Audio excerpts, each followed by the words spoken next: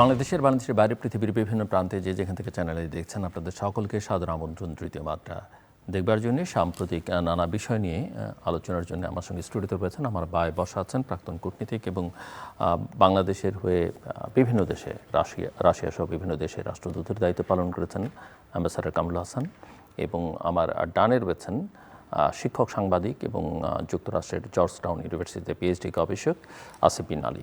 স্বাগত আপনাদের দুজনকে তৃতীয় মাত্রায়। অ্যাম্বাসাডার কামরুল হাসান, আপনার কাছ থেকে একটু বুঝতে চাইবে যে অনেকদিন ধরেই আলোচনা হচ্ছে যে বাংলাদেশের প্রধানমন্ত্রী কবে দিল্লি যাবেন ভারতের আমন্ত্রণে। এর মধ্যে আবার ব্রিক্স সম্মেলনেও আমন্ত্রণ পেয়েছেন তিনি।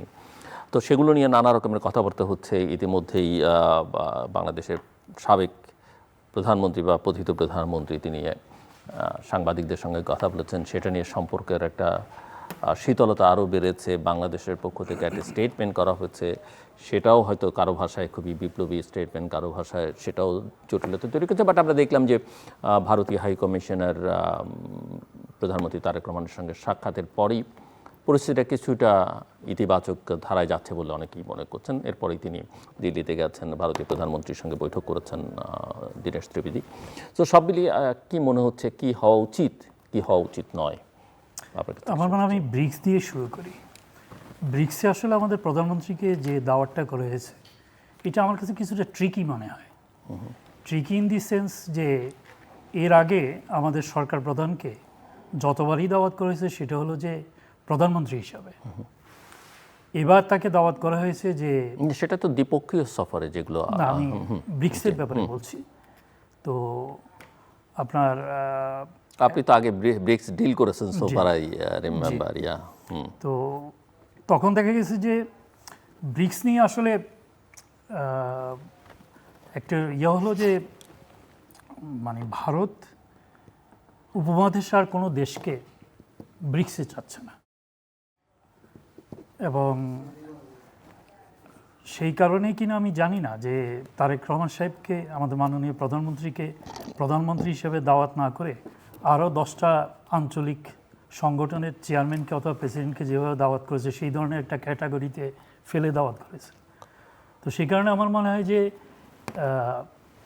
উনি যদি শেষ পর্যন্ত ব্রিক্সে না যান, সেটা বোধহয় মানে একটা ভালো কূটনৈতিক সিদ্ধান্ত হবে। আর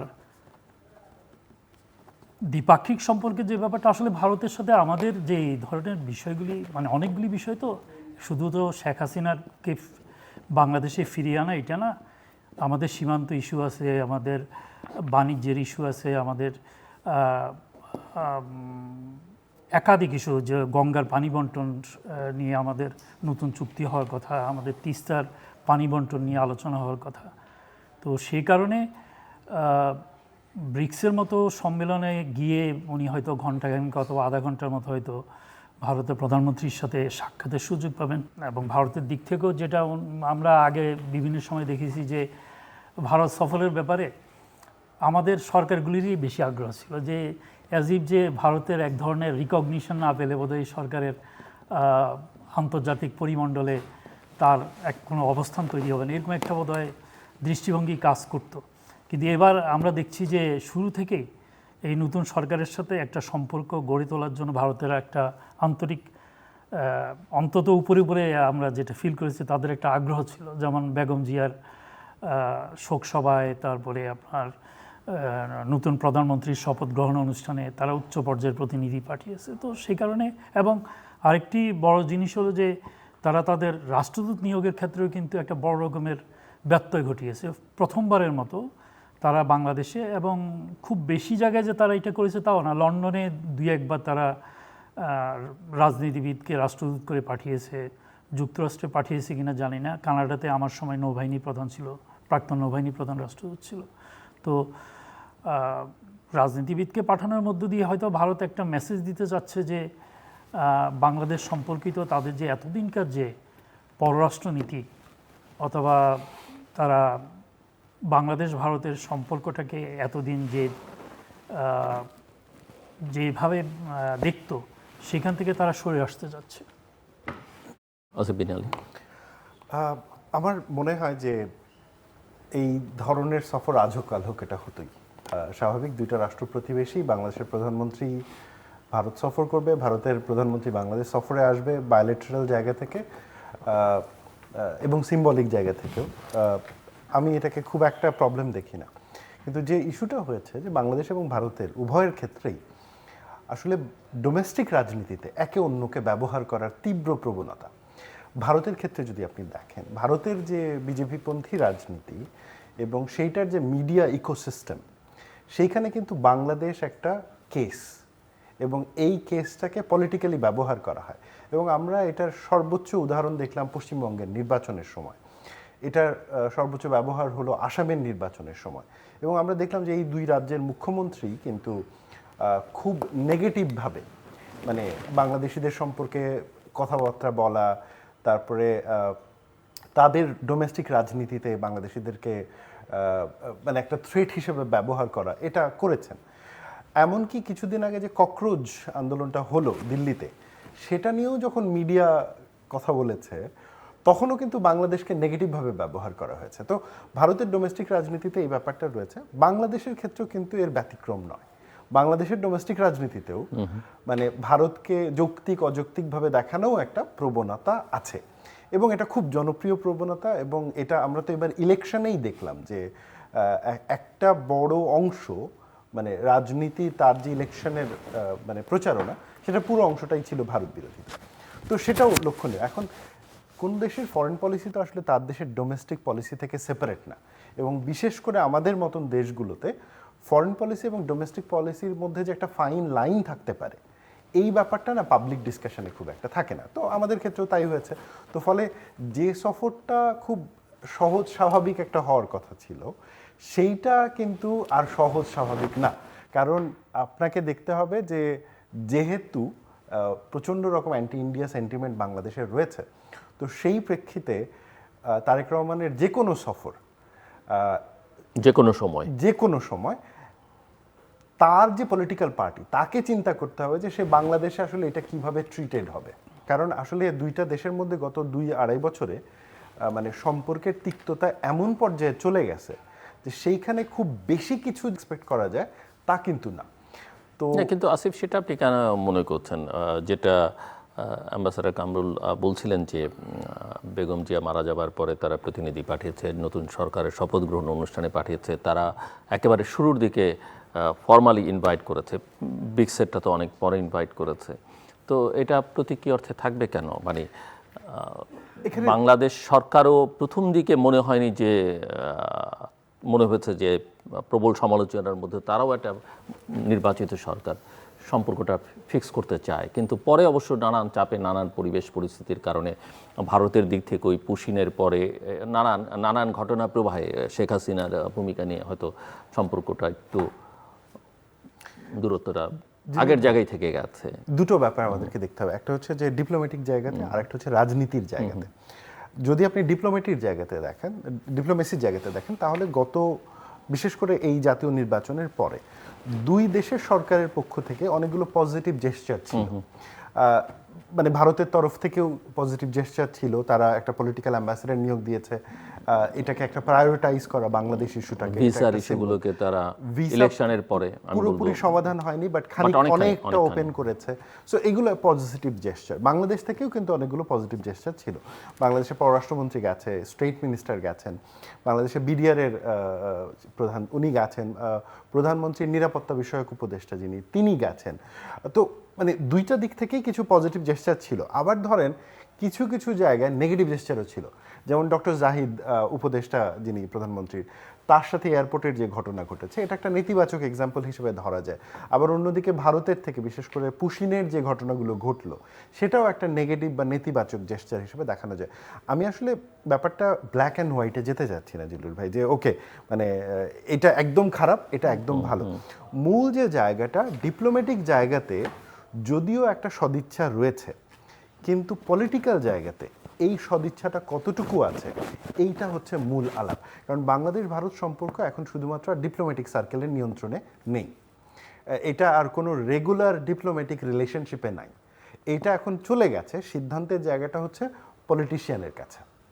কিন্তু সমস্যাটা হয়েছে যে পলিটিশিয়ানরা একজন আরেকজনের সাথে কথা বলবে না।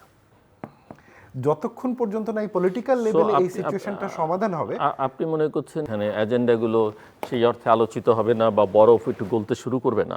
আমার মনে হয় যে মূল জায়গাটা সরকারের তরফ থেকে, বা আমি যদি মানে এভাবে বলি, অ্যাম্বাসেডর কামরুল হাসান পরে এখানে যোগ করবেন, ধরেন এই সফরটা যদি হয়, এখানে তো দ্বিপাক্ষিক আলোচনা হবে, দুই প্রধানমন্ত্রী আলোচনা করবেন, এবং প্রধানমন্ত্রী যদি ওই আমন্ত্রণটাও গ্রহণ করেন, ব্রিক্স সম্মেলনে যান, সেখানে গেলেও কিছুটা আলাপ, তো আধা ঘন্টার জন্য 1 ঘন্টার জন্য হলো আলাদা করে, এবং অন্যদের সঙ্গে আলোচনার সুযোগ হবে। এবং একই মাসে সেপ্টেম্বরে আবার জাতিসংঘে গিয়ে যদি সাইডলাইনে তো অনেক মিটিং হয়, সেখানেও যদি একটা আলোচনা করেন, তো অনেকগুলো সুযোগ তো খুব অল্প সময়ের মধ্যে থাকছে। আই এগ্রি জিলুর ভাই, বাট জিনিসটা একটু ব্যাখ্যা করি স্টেপ বাই স্টেপ। ধরেন বাংলাদেশ ভারতের মধ্যে এখন যে আমাদের অধিকার রিলেটেড যে ইস্যুটা, একটা হচ্ছে তিস্তা, একটা হচ্ছে গঙ্গার পানি বন্টন চুক্তি, বর্ডার সিকিউরিটি, আরেকটা হচ্ছে আমাদের উপরে কিছু মানে বাণিজ্যগত কিছু নিষেধাজ্ঞা ভারত দিয়েছিল যেগুলো এখনো ওঠানো হয়নি, সেগুলোর একটা ব্যাপার রয়েছে, ভিসা পূর্ণ ওপেন করার একটা ব্যাপার রয়েছে। সো আমাদের দিক থেকে অনেকগুলো ইস্যু রয়েছে। আসলে যেটা হয়, যখন একটা দেশের প্রাইম মিনিস্টার আরেকটা দেশের প্রাইম মিনিস্টার লেভেলে বসেন, তারা তো ব্যাকগ্রাউন্ডে এই ওয়ার্কগুলো হয়ে থাকে, তারা জাস্ট একটা সেরিমনি আকারে সাইন করেন। কিন্তু এই সেরিমনি আকারে সাইন করার জন্য যে পলিটিক্যাল উইল দরকার, সেটা বাংলাদেশেও নাই, সেটা এই মুহূর্তে ভারতেও ডিফিকাল্ট। এখন যদি ওই রকম একটা অবস্থায়, ধরেন চায়না নিয়ে বর্তমান সরকার যখন চায়না সফরটা করলো, মালয়েশিয়া সফরটা করলো, তখন যে প্রচারণাটা ছিল, যেটা হচ্ছে যে ওকে বিনিয়োগ, বাণিজ্য, শ্রম বাজার ওপেন করা, সহযোগিতা, মানে আপনি যদি শুধু দুইটা সফরের দিকে তাকান, চায়না এবং মালয়েশিয়ার সফরের আগে গভর্নমেন্টের মেসেজিংটা দেখেন, আর এখনকার সফরের আগে যদি গভর্নমেন্টের মেসেজিংটা দেখেন, আপনি পার্থক্যটা স্পষ্ট বুঝতে পারবেন। তো আমি সেই জায়গা থেকেই বলছি যে কথা বলাটা জরুরি, সফরটাও জরুরি, আলাপ চালানোটাও জরুরি। কারণ দুই পক্ষই, ভারতেও ওরাও যখন ওদের পলিটিক্যাল ক্যালকুলেশনটা করবে, আমাদের এখানকার সরকারও এদের পলিটিক্যাল ক্যালকুলেশনটা করবে, তারপরে তারা অবস্থা বুঝে পরবর্তীতে ধরেন মোর ইস্যুর দিকে যাবে, কিন্তু সফরটা হওয়াটা জরুরি। আমি ওনার সাথে অনেক ক্ষেত্রে একমত। প্রথম ব্যাপার হলো যে ভারতের সাথে আমাদের এত বেশি ইস্যু আছে, সেটার জন্য যে ধরনের প্রস্তুতি দরকার, গ্রাউন্ড ওয়ার্ক দরকার, এত অল্প সময়ের মধ্যে এই ধরনের প্রস্তুতি নেওয়া সম্ভব না। যে গ্রাউন্ড ওয়ার্ক দরকার, গত 2 থেকে 2.5 বছর ধরে ভারতের সাথে, বিশেষ করে আওয়ামী লীগ সরকারের পতনের পরে ভারতের সাথে বাংলাদেশের বিভিন্ন ক্ষেত্রে যে ধরনের এক ধরনের বলা যায় যে একটা অপ্রত্যাশিত একটা পরিস্থিতির মধ্যে দিয়ে যাচ্ছে, তো সেইখানে আমাদের সমস্যাগুলি সমাধান করব। এই সমাধানের আগে আমাদের রাজনৈতিক পর্যায়ে আমরা একটা আন্ডারস্ট্যান্ডিংয়ে যাব যে আমরা these are our issues, will resolve those issues. আমাদের ইস্যু তো অসংখ্য, এবং সেই ইস্যুগুলির জন্য আপনার বিস্তারিত ধরনের প্রস্তুতি দরকার। এখানে তো একটা মন্ত্রণালয় ইনভলভ নয়, এখানে জ্বালানি আছে, স্বরাষ্ট্র আছে, আপনার বাণিজ্য আছে, পররাষ্ট্র আছে, তারপর মিনিস্ট্রি অফ শিপিং আছে।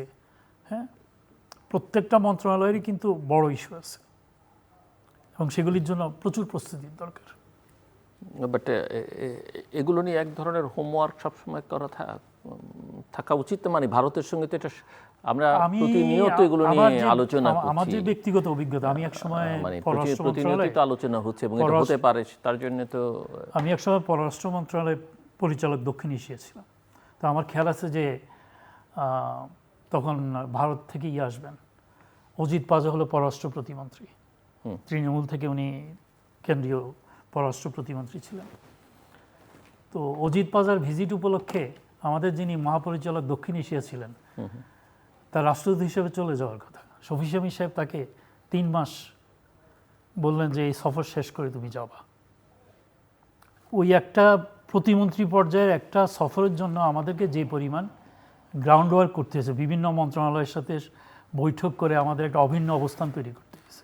আমি যেটা বলছিলাম যে ব্রিক্সেও যান, আবার যদি সেপ্টেম্বরে একই মাসে জাতিসংঘেও দেখা হয়, এটা কি এইটা অনেক, তুমি কেমন আছো, আমি কেমন আছি, এর বাইরে কিছু হবে না। ওকে, আমি এখানে একটু যোগ করব, মানে আমি এতটা নিরাশাবাদীও হব না স্যারের ক্ষেত্রে। আমার মনে হয় যে এই যে আলোচনাগুলো, এটা কন্টিনিউ হওয়াটা দরকার। কারণ ডিপ্লোমেসির জায়গা থেকে যদি আমরা চিন্তা করি, আপনি যদি কথা না বলেন, শুধুমাত্র ধরেন ভারত সরকার তার দেশের মিডিয়াতে বাংলাদেশ নিয়ে চিৎকার করছে, বাংলাদেশ সরকার এবং রাজনীতিবিদ বাংলাদেশের মিডিয়াতে চিৎকার করছে, সমস্যার কিন্তু কোনো সমাধান হবে না। সমস্যার সমাধানের মূল উপায়টাই হচ্ছে বসতে হবে। এবং আমার ধারণা যদি সামনেও যে কথাবার্তা জায়গাগুলো ঘটবে, সেটা মূল যে জায়গাটাতে কাজ করবে সেটা হচ্ছে ট্রাস্টের জায়গাটাতে। দেখেন জিলুর ভাই, এই মুহূর্তে ভারত বাংলাদেশের সম্পর্কের মধ্যে সব থেকে বড় ইস্যু কিন্তু শুধু হাসিনা কিংবা সীমান্ত না, সব থেকে বড় ইস্যু হচ্ছে অবিশ্বাস। বাংলাদেশ ভারতকে বিশ্বাস করতে পারে না, ভারত বাংলাদেশের উপরে আস্থা রাখতে পারে না। তাদের নিজস্ব কিছু যুক্তি রয়েছে, তারা বলতে পারে যে তোমাদের ফরেন পলিসি সাস্টেনেবল না যখন ভারত বাংলাদেশ সম্পর্ক আসে। বাংলাদেশের তরফ থেকে বলা হচ্ছে তুমি আমার ডোমেস্টিক পলিটিক্সে ইন্টারভিন করছো। তো এই যে ট্রাস্টের লেভেলটা কমে গেছে, হ্যাঁ, এখন এই ট্রাস্টের লেভেলটা আপনি মোটামুটি একটা স্টেবল পর্যায়ে আনবেন কেমন করে? সো প্রথম উদ্যোগটা হচ্ছে ট্রাস্ট নিয়ে, যে আচ্ছা ঠিক আছে, অনেকগুলো অভিযোগ আছে, অনেকগুলো ঝামেলা আছে, তাহলে একটা জায়গা অন্তত আসা যাক যে লাইন অফ কমিউনিকেশনটা ওপেন হবে। সেকেন্ড, তখন গিয়ে আপনি তারপরে ইস্যুগুলো নিয়ে আলাপ করবেন। কারণ আপনি যদি ট্রাস্ট না করেন আপনার পার্টনারকে, কাউন্টার পার্টে, আপনি তো সেখানে আলোচনাই করতে পারবেন না। এবং এই ব্যাপারটাই কিন্তু ঘটেছে, যেমন গঙ্গা চুক্তির ব্যাপারটাই ধরেন, এই বছরের ডিসেম্বরে কিন্তু আমাদের গঙ্গা চুক্তি 12 তারিখে শেষ হয়ে যাচ্ছে। হ্যাঁ, বাংলাদেশ সরকারের এই গভর্নমেন্টের সব থেকে বড় প্রজেক্ট যেটা, সেটা হলো পদ্মা ব্যারেজ প্রজেক্ট, যেটা মূলত Ganga barrage project, but somehow যে কোনো কারণে হোক তার নাম তারা চেঞ্জ করে দিয়েছে পদ্মা ব্যারেজ প্রজেক্ট। এখন আপনি যদি শুধু এই প্রজেক্টটার চিন্তা করেন, এই প্রজেক্টের সাকসেসের সাথে কিন্তু গঙ্গা চুক্তি জড়িত। এখন আপনি ধরেন এত বড় পরিমাণ একটা টাকা ইনভেস্ট করছেন একটা প্রজেক্টে, আগামী 4 বছর ধরে এটা কাজ হবে, কিন্তু সেইটা সাফল্য ব্যর্থতার একটা বড় অংশ নির্ভর করবে আমরা আসলে এই গঙ্গা চুক্তিতে কি পরিমাণ পানি নিশ্চিত করতে পারলাম, বিশেষ করে খরার মৌসুমে কি পরিমাণ পানি নিশ্চিত করতে পারলাম। এখন এইটা নেগোসিয়েট না করে অন্য কোনো ওয়ে নেই, আপনি কি যুদ্ধ করবেন? মানে বাংলাদেশের যখন আমরা এই আলাপগুলো দেখি, হ্যাঁ, আমাদেরকে একটা জিনিস বুঝতে হবে যে আলটিমেটলি বাংলাদেশের মতন যখন রাষ্ট্রগুলো থাকে, হ্যাঁ, আমাদের আসলে আমেরিকার সাথে ফাইট করার কিছু নাই, চায়নার সাথে ফাইট করার কিছু নাই, ইন্ডিয়ার সাথেও ফাইট করার কিছু নাই। আমি পিওর যে হিসাবটা বুঝি, আমাদেরকে ট্রানজ্যাকশনাল হতে হবে। এখানে আবেগের কিচ্ছু নাই, এখানে মানে ইতিহাসেরও কিচ্ছু নাই, ট্রানজ্যাকশন। তুমি আমার কাছ থেকে কি নিবা, আমি তোমার কাছ থেকে কি পাবো, that's it, let's have that deal, done, move on.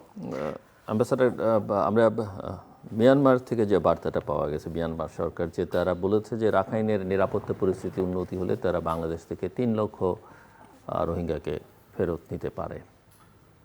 আপনি কি মনে করেন কতখানি এটা, এখানে আস্থা কতখানি রাখা যাবে এই কথার উপর? এর আগেও তো তারা আপনার বিভিন্ন সময় আমাদেরকে বলেছে যে তারা নিবে, আমরা করলাম, ডকুমেন্টেশন করলাম, তাদেরকে তালিকা দিলাম। তো ও দেখা গেল যে একটা লক্ষ্য সেখানে পাঠানো যাচ্ছিল না, অথবা তাদের দিক থেকে সেরকম কোনো উদ্যোগ ছিল না। এবং এটা অনেকটাই ছিল যে আপনার মানে আপনি যদি সাদামাটাভাবে দেখেন অথবা বুঝেন, সেটা হলো যে বলার জন্য বলা। তো প্রথম ব্যাপার হলো যে রোহিঙ্গাদের অবস্থানটা হলো এরকম যে তারা যে জায়গা থেকে তাদেরকে উচ্ছেদ করা হয়েছে, they want to return back to that particular place. আর মিয়ানমারের পক্ষ থেকে যে জিনিসটা সবসময় বলা হচ্ছে যে তারা প্রথমে তাদেরকে নিয়ে মানে একটা এটাকে কি বলে, ডিটাচমেন্ট সেন্টার অথবা মানে ডিটেনশন সেন্টার যেটা আপনি বলেন, সেখানে তারা রাখবে।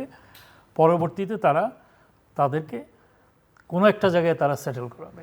এই জায়গাটা কিন্তু মিয়ানমারের কখনোই ক্লিয়ার করেনি।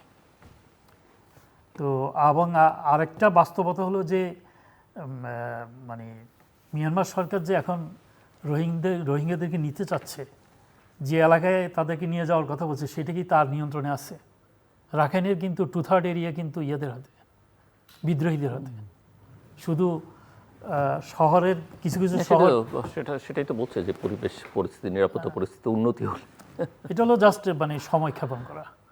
আরেকটা হতে পারে যে মালয়েশিয়ার দিক থেকে একটা চাপ আছে। মালয়েশিয়া তো সে কিন্তু আমরা বলার আগেই কিন্তু এই জিনিসটা মালয়েশিয়ার প্রধানমন্ত্রী বললেন যে বাংলাদেশ থেকে তারা 3 লাখ নিবে এবং মালয়েশিয়া থেকে হয়তো কিছু রোহিঙ্গাকে নিয়ে আসবে, কিন্তু কোথায় নিয়ে রাখবে সেই জিনিসটা কিন্তু তারা এখনো ক্লিয়ার করেনি।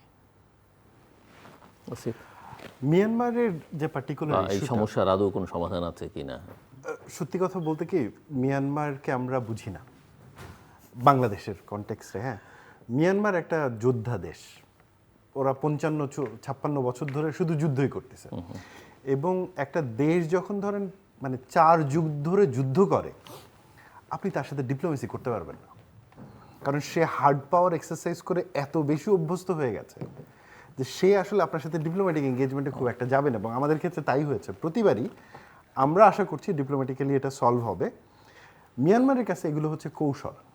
আপনি মানে মানে সময়ক্ষেপণ কৌশল। আপনি যদি মানে চাণক্যের অর্থশাস্ত্রের কথা চিন্তা করেন এবং সেখানে যোদ্ধা জাতিগুলো যেভাবে ডিল করে, মিয়ানমার আসলে আমাদের সাথে সেভাবেই ডিল করছে। আমাদের জন্য এখন বিপদের যে জায়গাটা তৈরি হয়েছে সেটা হলো যে আমেরিকা অনেকটাই নিজেকে প্রত্যাহার করেছে রোহিঙ্গা ইস্যু থেকে, শুধুমাত্র ডোনেশনের জায়গাতে বেশি ইনভলভমেন্টটা আছে। অন্যদিকে এই ইস্যুটা অনেকটা চাইনিজ ইনফ্লুয়েন্সে চলে গেছে এবং আমরা যদি চাইনিজদের সমর্থন না পাই মিয়ানমারে, তাহলে রোহিঙ্গা ইস্যু সমাধান করা খুব মুশকিল। অন্যদিকে আপনি যদি খেয়াল করে দেখেন যে পরিমাণ রোহিঙ্গা আমাদের টেরিটরির ভেতরে আটকে আছে, সেইখানে কিন্তু র্যাডিক্যালাইজেশন ঘটছে এবং এই তীব্রতা অনেক বেশি। আপনি যদি এমনি রিসেন্টলি জাতিসংঘের যে রিপোর্টটা আপনি দেখেন, সেখানেও আপনি দেখবেন যে বাংলাদেশের ব্যাপারে কিন্তু একটা সতর্কতার জায়গা তৈরি হচ্ছে যে এখানে আল কায়দা আইএসের যে ইন্ডিয়ান সাবকন্টিনেন্টের যে নেটওয়ার্ক, তারা বাংলাদেশের ভেতরে অ্যাক্টিভ হচ্ছে। এবং এটা যদি আরও আপনি ডিপলি স্টাডি করেন, এবং গত কয়েকদিনে কিছু ঘটনা তো আমরা দেখলাম যে উদ্বেগ বাড়ছে। সো আরও ডিপলি যদি আপনি স্টাডি করেন, দেখবেন যে সেইটার সাথে কোনো না কোনোভাবে আমাদের ওই বর্ডারের অনিরাপত্তা জড়িত। আরেকটা ব্যাপার সেটা হচ্ছে সেখানকার ইয়াবা বিজনেস, এবং এটার সাথে কিন্তু পলিটিশিয়ানরা জড়িত। Let's be frank on that. এটা আগের আওয়ামী লীগ গভর্নমেন্টের রাজনীতিবিদরাও জড়িত ছিল, এখনকার গভর্নমেন্টের রাজনীতিবিদরাও জড়িত থাকলেও অস্বাভাবিক মানে আশ্চর্য হওয়ার কিছু নাই। তো ওই যে ইয়াবা বিজনেসটা, কারণ যে কোনো কনফ্লিক্ট জোনে যে ঘটনাটা ঘটে সেখানে ড্রাগ কারেন্সি হয়ে যায়, সেখানে কিন্তু টাকা এটা কাজ করে না, ড্রাগ কাজ করে। এবং আপনি জাস্ট চিন্তা করেন, এত পরিমাণ মানুষ নিজেদের অধিকার থেকে বঞ্চিত, লাইফে আলাদা করে তাদের কোনো জীবন নাই, সেখানে সীমান্ত অনিরাপদ, ড্রাগ আসা যাওয়া হচ্ছে এবং সেইখান থেকে একটা মানি মেইনল্যান্ডে আমাদের দেশের ভেতরে আসছে। এইটা কিন্তু পুরোপুরি আমাদের সিকিউরিটি থ্রেট, মানে এইটা এক্সট্রিম লেভেলের ন্যাশনাল সিকিউরিটি থ্রেট। আমরা মিয়ানমার ইস্যুটাকে দেখার চেষ্টা করেছি হিউম্যানিটেরিয়ান অ্যাঙ্গেলে, এবং আমি এটাকে হোল হার্টেডলি সাপোর্ট করি যে অ্যাজ আ স্টেট, যদিও এটা আমাদের দায় না, কিন্তু আমাদের রেসপন্সিবিলিটি আছে মানুষের প্রতি। হ্যাঁ, forget about anything, any human being যার সাহায্যের দরকার, তার প্রতি আমাদের একটা নৈতিক দায়িত্ব আছে। কিন্তু তার মানেও আবার এই না যে আমরা আমাদের ন্যাশনাল সিকিউরিটির জায়গাটা দেখব না। এখন দেশের অভ্যন্তরে যদি টেরোরিজম বাড়ে, এবং যেটার অনেকগুলো লক্ষণ আমরা দেখতে পাচ্ছি, অন্যদিকে ওই বর্ডার যদি এইভাবে অরক্ষিত থাকে এবং এটা নিয়ে যদি আমরা ভবিষ্যতে সমাধানের দিকে যেতে না পারি, এইটা তো আমাদের সিচুয়েশনটাকে খারাপ করবে। সো আমার ব্যাপারটা হচ্ছে যে মিয়ানমার আমাদের সাথে কৌশল করছে, চালাকি করছে, এবং এই ক্ষেত্রে আমাদেরও খুব একটা দোষ নাই। আমরা কি করতে পারি এখন বলেন? সেখানে এখন যুদ্ধে যাব? কারণ আমাদের আর্মিও ওই অবস্থায় নাই যে মিয়ানমারে গিয়ে যুদ্ধ করবে। তো মানে আমরা এমন একটা বিপদে পড়ছি রোহিঙ্গা ইস্যুটা নিয়ে এবং মিয়ানমার নিয়ে, যে এইখানে আমরা ভালো মানুষ, বাট এইখানে আবার আমরা সাফারার। আমার মনে হয় যে এই ক্ষেত্রে ডোমেস্টিক জায়গা থেকে at best we can do হচ্ছে গভর্নমেন্টকে সাপোর্ট করা। আপনি যেহেতু উগ্রপন্থার উত্থান নিয়ে কথা বলছেন, থ্রেটটাকে আপনি আসলে কোন পর্যায়ে দেখছেন এই মুহূর্তে বাংলাদেশের জন্য? একটা সহজ হিসাব বলি জিলুর ভাই, যখন আপনি একটা বোমা পান মেট্রো রেলের নিচে, বা যখন একটা প্রেসার কুকারের বোমা বিস্ফোরণ করা হয়, নিষ্ক্রিয় করা হয় সাভারে, তার মানে ওইটা হচ্ছে চূড়ান্ত পর্যায়ে। মানে ওইটা কিন্তু আর তখন লক্ষণ না, ওইটা হচ্ছে চূড়ান্ত পর্যায়ে। তার মানে এখন এই পর্যায়ে চলে গেছে। অনেকগুলো ঘটনা আপনি যদি তাকান ব্যাক টু ব্যাক, যেমন গতকালকেই বোধহয় সম্ভবত একটা আমি ছোট্ট খবর দেখছিলাম, আমি স্টিল মেমোরি থেকে বলছি, I could be wrong as well, একটা মহিলা মাদ্রাসা একটা ককটেল বিস্ফোরণ ঘটেছে এবং কয়েকজন ছোট ছোট বাচ্চা ছাত্রী আহত হয়েছে। এটা নিয়ে হয়তো আরও সামনে রিপোর্ট আসবে, জানি না কতটুকু এটা ইনভেস্টিগেশন হয়। তো এই লক্ষণগুলো কিন্তু এখন স্পষ্ট জিল্লুর ভাই। আমরা একটা জিনিস বুঝতে পারছি না যে আমরা কিন্তু আসলে স্টেবিলিটিতে এখনও যাই নাই, আমরা আপাত স্টেবিলিটিতে আছি। অর্থাৎ আপনি যদি চিন্তা করেন আগস্ট মাসের 5 তারিখ 2024 একটা অটোক্রেটিক গভর্নমেন্টের পতন ঘটলো, রাষ্ট্রের ইনস্টিটিউশনগুলো ভেঙে পড়লো, একটা অত্যন্ত দুর্বল এবং ইনএফিশিয়েন্ট ইন্টেরিয়াম সরকার আসলো, এবং তারা কোনো রকম চেষ্টা করলো, কিন্তু তারা একই সাথে মানে টেররিজমের ইস্যুটাকে রাষ্ট্রের নিরাপত্তার জায়গা থেকে না দেখে এটাকে রোম্যান্টিসিজমের জায়গা থেকে দেখলো। নির্বিচারে মানে জামিন দেওয়া হলো, এবং তার মধ্যে দাগী আসামি ছিল, তার মধ্যে মানে অভিযুক্ত ব্যক্তিরা ছিল, এবং এরা মেইন স্ট্রিম হলো। এরপরে যাই হোক ইন্টেরিয়াম সরকার ভালো মতনভাবে একটা নির্বাচন দিল, আমরা নির্বাচনে একটা ইলেক্টেড গভর্নমেন্ট পেলাম, ইলেক্টেড পার্লামেন্ট পেলাম। But at the same time দেশের অন্যতম বড় একটা রাজনৈতিক দল আওয়ামী লীগ, সেই ইস্যুটা কিন্তু থেকে গেল, এবং এখন পর্যন্ত কিন্তু এটা একটা নিষিদ্ধ ইস্যু, এটার কোনো পলিটিক্যাল সলিউশন নাই। তার মানে হচ্ছে মানে দেশের সিকিউরিটির জন্য অলরেডি মেইন স্ট্রিম পলিটিক্যাল ঝামেলা তো আছেই। এখন ওই মেইন স্ট্রিম পলিটিক্যাল ঝামেলার পাশাপাশি যদি এখন এই ধরনের টেররিস্ট নেটওয়ার্ক কাজ করা শুরু করে, এইটা আমাদের জন্য একদম মানে নাভিশ্বাস ওঠার মতন অবস্থা হবে। আমি একটা পয়েন্ট বলে শেষ করবো জিলুর ভাই, এটা হচ্ছে দেখেন প্রত্যেকটা সোসাইটিতে র্যাডিক্যাল এলিমেন্ট থাকে, প্রত্যেকটা সোসাইটিতে। এটা যেমন ধরেন হিন্দু সোসাইটিতে আছে, মুসলিম সোসাইটিতে আছে, খ্রিশ্চান সোসাইটিতেও আছে। এবং আপনি যদি এদের সাথে বসে কথাবার্তা বলেন, আপনি দেখবেন যে এদের যে চিন্তা, এদের যে ইউটোপিয়ান ধারণা, এটা কোনো ইভেন এক্সট্রিম ধার্মিক গভর্নমেন্টও এগুলোকে ইনভলভ করতে পারবে না। ধরেন মালয়েশিয়ার আচে প্রদেশে, সেখানে তো এক ধরনের শরিয়া আইন আছে, এই এক্সট্রিমিস্টরা গিয়ে ওখানে পর্যন্ত বম্বিং করে, মানে যেখানে শরিয়া আইন আছে সেইখানেও তারা শরিয়া আইন চায়। মানে আপনি এদেরকে না নর্মাল লজিক্যাল সেন্সে বুঝতে পারবেন না।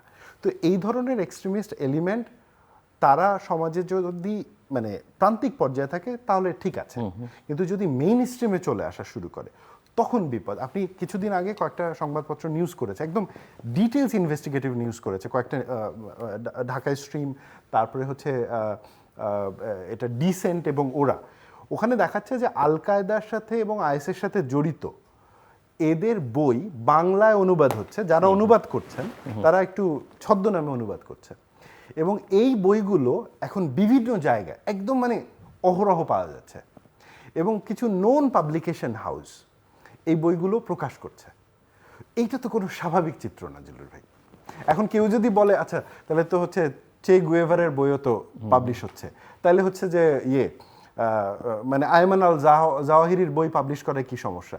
এখন চে গুয়েভারা যে মারামারি করছে বা যেটা করছে সে তো তার দুনিয়াবি কাজের জন্য করছে, আপনি তো তার সাথে বসে নেগোশিয়েট করতে পারবেন। যে চিন্তা করে যে তাকে মেরে ফেলার হুকুম আসতেছে আননোন জায়গা থেকে, আকাশ থেকে, আপনি তো তার সাথে নেগোশিয়েট করারই জায়গা নেই। আমরা কি এটা একটু উল্টো হয়ে দেখতে পারি না? Sure, please. চেষ্টা করতে পারি, আপনি দেখাতে পারলে। সেটা হলো যে মানে একটা মানে পরিস্থিতি ক্রিয়েট করা হচ্ছে আরেকটা পরিস্থিতি ক্রিয়েট করার জন্য। স্যার এই particular on that point you are absolutely right, এটাও একটা অ্যাঙ্গেল হতে পারে এই ঘটনাটাকে দেখার জন্য, কিন্তু আমাদেরকে দেখতে হবে এভিডেন্স কি বলে।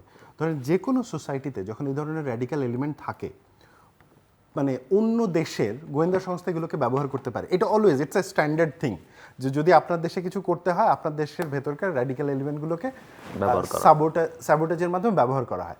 আমার প্রশ্ন তাদের ব্যবহার করা নিয়ে না, আমার প্রশ্ন হচ্ছে তারা তো ব্যবহার করবে, এটা তো পলিসির অংশ। আমার প্রশ্ন হচ্ছে আপনি কি করছেন আপনার সিকিউরিটি রক্ষার জন্য? আমাদের কি আসলে এই নিরাপত্তা গোয়েন্দা সংস্থা যেগুলির কথা আপনি হয়তো বলতে চাচ্ছেন, তারা কি ফাংশনাল? ওয়েল, ইভেন এই প্রশ্নেও যদি চিন্তা করি স্যার, আমাদের আনফর্চুনেটলি যে জিনিসটা ঘটেছে 2001 থেকে 2014-15 পর্যন্ত আসলে বাংলাদেশে একটা অ্যান্টি টেররিজম স্ট্রাকচার তৈরি হয়েছিল, যে স্ট্রাকচারটা তৈরিতে হেল্প করেছিল আমেরিকা, ইউরোপিয়ান ইউনিয়ন, এবং এই স্ট্রাকচারটা খানিকটা বিএনপি গভর্নমেন্টের সময় হয়েছিল, খানিকটা আওয়ামী লীগ গভর্নমেন্টের সময় হয়েছিল, এবং আমাদের দেশে terrorism is a genuine threat. সমস্যাটা হলো যে স্ট্রাকচার তৈরি করা হইলো একদম র্যাডিক্যাল এলিমেন্টকে ধরার জন্য, আনফর্চুনেটলি আওয়ামী লীগ গভর্নমেন্ট সেটাকে পাঠালো তার পলিটিক্যাল অ্যানিমি ধরার জন্য। তো যে পুলিশের বা যে র্যাবের ধরার কথা ছিল কেউ বোম বানাচ্ছে কিনা তাকে, সে গিয়ে ধরা শুরু করলো মির্জা ফখরুল ইসলাম আলমগীরকে। সো মানুষের ট্রাস্ট তার উপর থেকে চলে গেল। কিন্তু আমি এটা স্বীকার করেই বলতেছি স্যার, তার মানে তো এই না যে আপনি ইনস্টিটিউশনগুলোকে ভেঙে দিবেন, ইনস্টিটিউশনগুলোকে সংস্কার করেন, কিন্তু আপনি আপনার যে সিকিউরিটি অ্যাপারেটাসের ইনস্টিটিউশন রয়েছে, গোয়েন্দা সংস্থা থেকে শুরু করে অন্য যেগুলো, আপনি তাকে আরও বেশি ট্রেনিং করান যাতে সে হিউম্যান রাইটসের প্রতি মোর কমিটেড হয়, আপনি তাকে আরও বেশি ট্রেনিং করান যাতে সে হিউম্যান রাইটস ভায়োলেট না করে, কিন্তু তাকে তো ধ্বংস করা যাবে না sir. You need them for your state security. কারণ স্যার স্টেট কোনো নিরপেক্ষ কিছু না sir, let's accept this thing. আমাদের গোয়েন্দা সংস্থাগুলিকে যেভাবে পলিটিসাইজড করা হয়েছে, এগুলিকে রিস্ট্রাকচারিং করা ছাড়া আমার মনে হয় যে এই ধরনের সিচুয়েশন ট্যাকেল করার মতো বাস্তব অবস্থায় আমরা পৌঁছাবো না। সবার আগে দরকার হলো আমাদের নিরাপত্তা সংস্থাগুলিকে পুনর্গঠন করা, এবং বিশেষ করে যদি আপনি আমাদের জাতীয় নিরাপত্তা গোয়েন্দা সংস্থার কথাই ধরেন, এখানে বিশেষ করে লোয়ার লেভেলে যে সমস্ত রিক্রুটমেন্ট হয়েছে কমপ্লিটলি পলিটিক্যাল রিক্রুটমেন্ট। আপনি তাদেরকে দিয়ে কিভাবে অপারেট করাবেন? আপনি পুলিশের কথা বলেন, পুলিশ তো এখন পর্যন্ত, আপনি কোনো পুলিশের কর্মকর্তার সাথে কথা বলেন, এখন পর্যন্ত কিন্তু তাদের মধ্যে কোনো আত্মবিশ্বাস ফিরে আসেনি। আমাদের পুলিশ কিন্তু বিশেষ করে তাদের যে ধরনের নেটওয়ার্ক, তাদের পক্ষে যে কোনো সমস্যাকে আইডেন্টিফাই করা, যে কোনো পরিবেশ পরিস্থিতিকে অস্থিতিশীল করার কাজে যারা জড়িত তাদেরকে আইডেন্টিফাই করা এবং ধরার ক্ষেত্রে তাদের যথেষ্ট পরিমাণ সক্ষমতা আছে। কিন্তু তারা কিন্তু 5ই আগস্টের পরে পরবর্তী 2-3 মাস ধরে পুলিশ বাহিনীকে কেন্দ্র করে যে ধরনের অস্থিরতা অথবা পুলিশ বাহিনীকে যেভাবে চাপের মধ্যে রাখা হয় এবং পরবর্তীতে পুলিশ বাহিনীতে যে ধরনের পরিবর্তন হয়েছে, এটা যতক্ষণ পর্যন্ত এটার মধ্যে একটি স্টেবিলিটি না আসবে, আমাদের কিন্তু এই আপনার যে ইনসিডেন্টগুলির কথা বললেন, এগুলিকে কিন্তু নিয়ন্ত্রণে আনা এবং ভবিষ্যতে এটাকে কেন্দ্র করে আমাদের কি স্টেপ নিতে হবে, এগুলো আমরা কিচ্ছু করতে পারবো না। ফার্স্ট হলো আমাদের পুলিশকে সংগঠিত করা, নিরাপত্তা গোয়েন্দা সংস্থা যেগুলি আছে সেগুলিকে সংগঠিত করা। হয়তো ডিজিএফআই তো একটা পর্যায়ে আছে, কিন্তু এনএসএর অবস্থা খুবই খারাপ। আমি ওনার সাথে একমত যে আমাদের মানে এই যে সিকিউরিটি অ্যাপারেটাসগুলো রয়েছে তাদের কনফিডেন্স এবং ট্রেনিং নিয়ে কাজ করতে হবে। তবে আরেকটু ব্যাপারটাকে যদি আরেকটু ক্রিটিক্যালি চিন্তা করি, 5 আগস্টের পরে যে সরকারটা আসলো এবং পরবর্তীতে যেটা কন্টিনিউ হলো, আমরা যে জিনিসটা দেখলাম যে মানে অনেক বেশি অধিকারের আলাপ হয়েছে, হিউম্যান রাইটসের আলাপ হয়েছে, আবার অনেক বেশি প্রতিশোধের ঘটনাও ঘটেছে।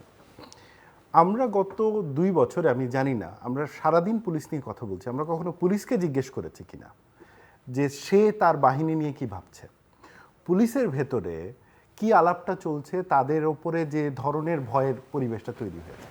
দেখেন এই সেদিন পর্যন্ত মানে অনেক কয়েকজন পুলিশ অফিসারের চাকরি চলে গেছে, এবং হয়তোবা সেগুলোর পিছনে যৌক্তিক কারণও ছিল। সমস্যাটা হয় কি, বাংলাদেশের যখনই পলিটিক্যাল গভর্নমেন্ট আসে, সে আসলে এই ইনস্টিটিউশনগুলোকে রাষ্ট্রের প্রতিষ্ঠান আকারে কাজে লাগায় না, সে অফিসারদেরকে রাষ্ট্রের অফিসার আকারে কাজে লাগায় না, সে চিন্তা করে এগুলো হচ্ছে পার্টি ক্যাডার। এবং কিছু কিছু ক্ষেত্রে এই পুলিশ বা ব্যুরোক্রেসির মধ্যে কিছু ব্যক্তিবর্গ দেখে যে এটাতে বেনিফিট আছে, তখন তারা ওই পার্টি ক্যাডারই হতে চায়, পুলিশের পোশাক পরে কিংবা হচ্ছে আমলার কোট টাইপ পরে। কিন্তু সবাই তো একই রকম না, সেখানে তো কিছু মানুষ থাকে যারা প্রফেশনালি কাজ করে, এবং সেই কারণেই হয়তো বা পুরো সিস্টেমটা টিকে আছে। বাংলাদেশটা অ্যাজ এ স্টেট টিকে আছে, এটা যদি আমি একদম ধ্বংসতার হয়ে যায় না, তাহলে ওই মানুষদের কথা কি আমি শুনবো না? পুলিশের যে অফিসারটা অনেস্টলি কাজ করার চেষ্টা করেছে কিন্তু রাজনৈতিক ইনফ্লুয়েন্সের জন্য করতে পারে নাই, ব্যুরোক্রেসির সেই অফিসারটা যে অনেস্টলি কাজ করার চেষ্টা করেছে কিন্তু সে রাজনৈতিক ইনফ্লুয়েন্সের জন্য শুনতে পারে নাই, তার কথাও তো শুনতে হবে। আমার এখন যে জিনিসটা হয়েছে জিডুর ভাই, সেটা হচ্ছে যে একদম পুরা ভিলেন বানায় ফেলা, police as a whole villain, ধরেন গোয়েন্দা সংস্থা অ্যাজ আ হোল ভিলেন। এবং স্যার পলিটিক্যাল রিক্রুটমেন্টের যে কথাটা বললেন, আমি এটা মানি যে যখন যে পলিটিক্যাল গভর্নমেন্ট আসে, এবং বিশেষ করে গত আওয়ামী লীগ গভর্নমেন্টের সময় এটা অনেক বেশি হয়েছে এনএসআই এবং অন্যান্য নিয়ে গিয়ে। এখন কথা হচ্ছে যে আপনি এখন এদেরকে তো বের করে দিতে পারবেন না চাকরি থেকে, they are also citizen of this country. একটা পার্টিকুলার পলিটিক্যাল পার্টিতে বিলিভ করার জন্য আপনি তার চাকরির অধিকার নিতে পারেন না। তাহলে যেটা হবে যে এখন আওয়ামী লীগ গভর্নমেন্ট আছে, সে তার লোকদেরকে চাকরি দিবে, বিএনপি সবার চাকরি নিয়ে নেবে। পরে বিএনপি গভর্নমেন্ট আসবে, সে তার লোকদেরকে চাকরি দিবে, সবারটা নিয়ে নেবে। এই কারণেই তো একটা পাবলিক সার্ভিস রুলস প্রসিডিউসের কথা বলা হয়। এখানে যে ট্রেনিং এর দরকার তখন তাদেরকে। আমরা আমাদের পলিটিক্যাল কালচার নিয়ে আলোচনা করি, আমরা মব কালচার দেখলাম, আমরা বিশ্ববিদ্যালয়গুলোতে ছাত্র সংগঠনগুলোর মধ্যে সংঘর্ষের ঘটনা দেখছি। রাজশাহী বিশ্ববিদ্যালয়ে কী ঘটলো সেটা দেখলাম, 15ই আগস্টে রাজশাহী থেকে যেটা ঘটলো সেটা দেখলাম।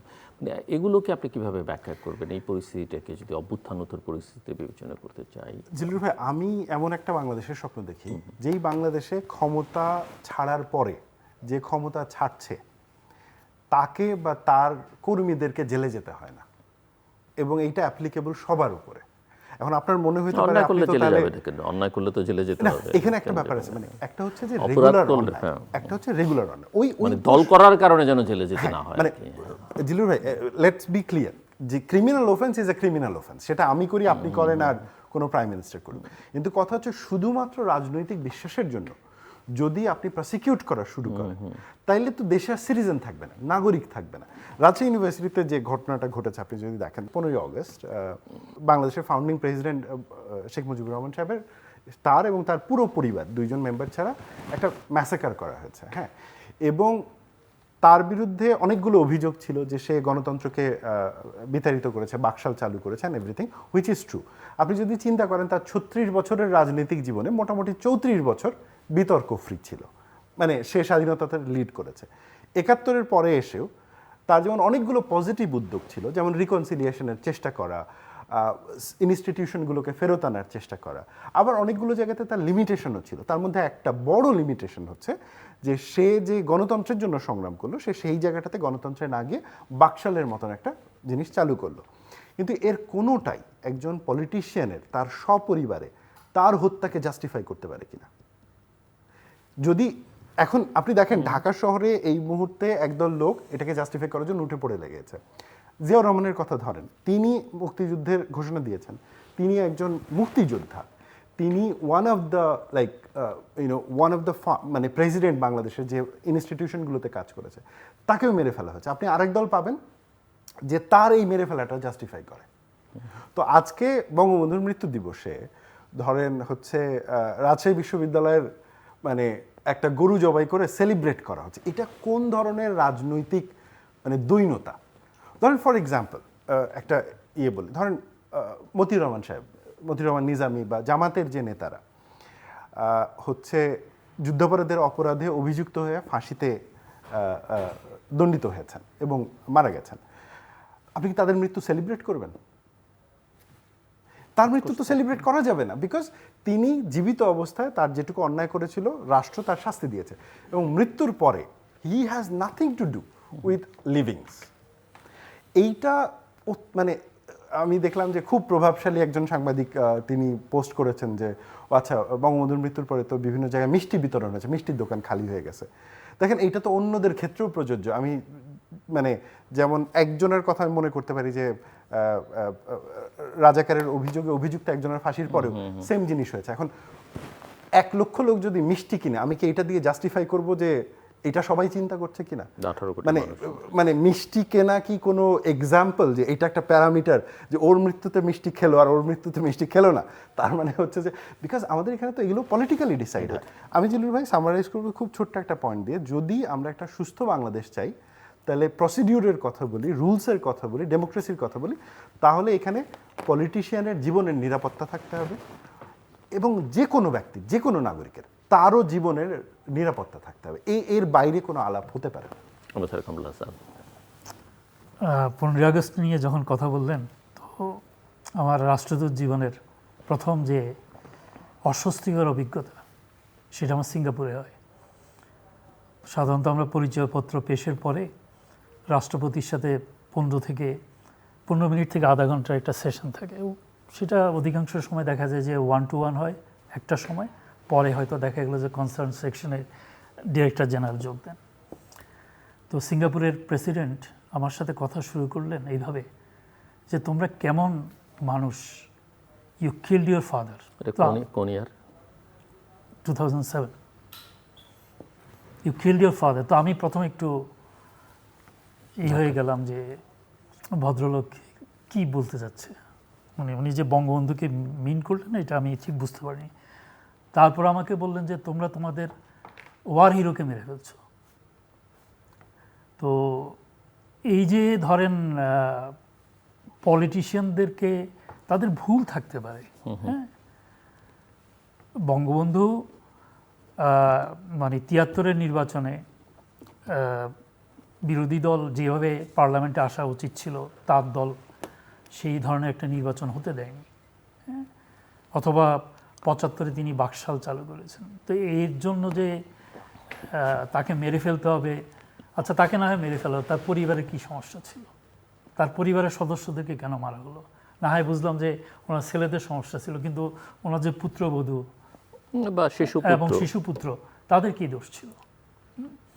এটা একটা ব্যাপার। এটা মানে মানে শুধু যে মানে বাংলাদেশের ভিতর না, বাংলাদেশের বাইরেও আমাদের অবস্থানকে খুব দুর্বল করেছে। সেটা হলো যে অ্যাজ এ রাষ্ট্র এবং অ্যাজ এ নেশন হিসেবে আমাদের যে প্রাইডের যে জায়গাগুলি ছিল সেগুলিকে সাংঘাতিক রকম ক্ষুণ্ণ করেছে। জিয়া রহমান সাহেব বাংলাদেশের আজকের যে আপনি ইনস্টিটিউশন বিল্ডিংয়ের কথা বলছেন, বঙ্গবন্ধু যেই কাজগুলি করেননি সেই সমস্ত কাজগুলি কিন্তু সবই জিয়া রহমান সাহেবের আমলে হয়েছে। যেমন সিভিল সার্ভিস বলতে বাংলাদেশে কিছুই ছিল না।